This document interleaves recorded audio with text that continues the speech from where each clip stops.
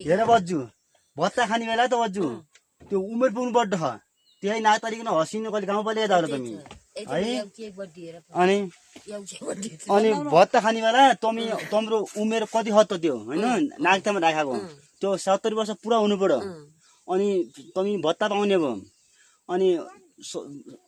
70 वर्ष महिनाले सालले गतले सबै पुग्नु पर्यो भने भत्ता खान लागि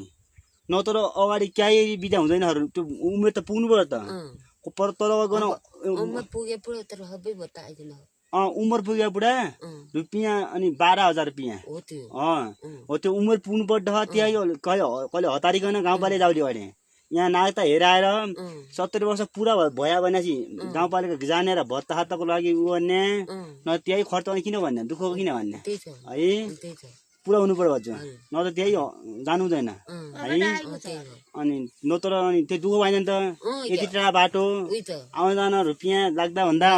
त्यही कुरा गरे है